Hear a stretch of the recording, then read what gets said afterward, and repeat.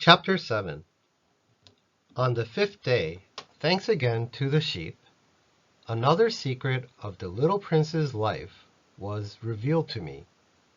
Abruptly, with no preamble, he asked me, as if it were the fruit of a problem long pondered in silence. If a sheep eats bushes, does it eat flowers too?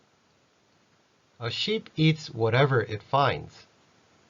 Even flowers that have thorns? Yes, even flowers that have thorns. Then what good are thorns? I didn't know. At that moment, I was very busy trying to unscrew a bolt that was jammed in my engine.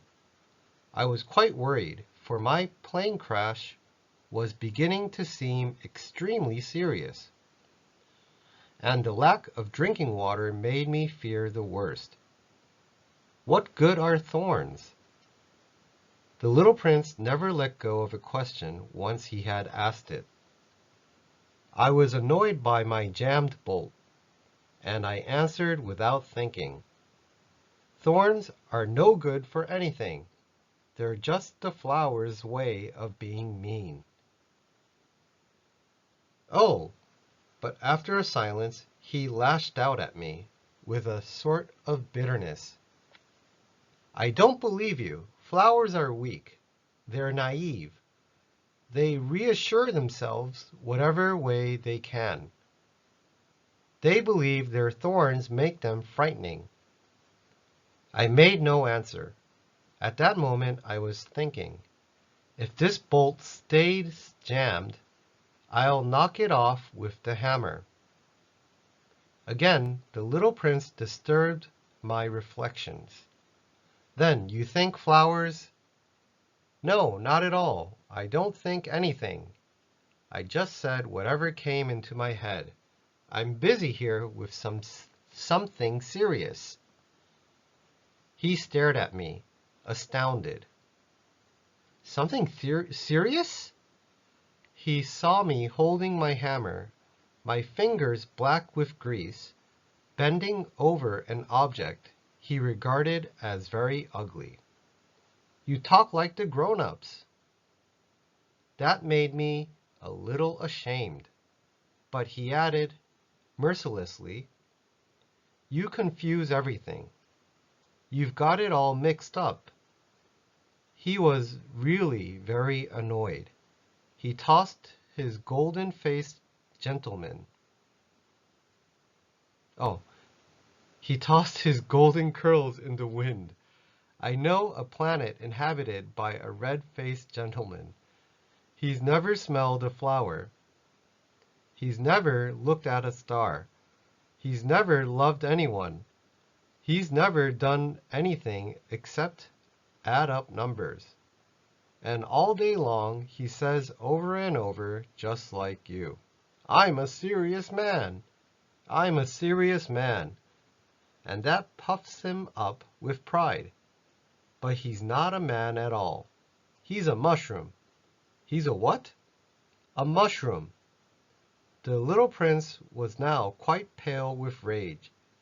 For millions of years, flowers have been producing thorns. For millions of years, sheep have been eating them all the same. And it's not serious trying to understand why flowers go to such trouble to produce thorns that are good for nothing. It's not important, the war between the sheep and the flowers. It's no more serious and more important than the numbers that fat red gentleman is adding up. I suppose I happen to know a unique flower, one that exists nowhere in the world, except on my planet, one that a little sheep can wipe out in a single bite one morning, just like that, without even realizing what he's doing. That isn't important?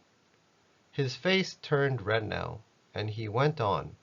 If someone loves a flower of which just one example exists among all the millions and millions of stars, that's enough to make him happy when he looks at the stars. He tells himself, my flower is up there somewhere.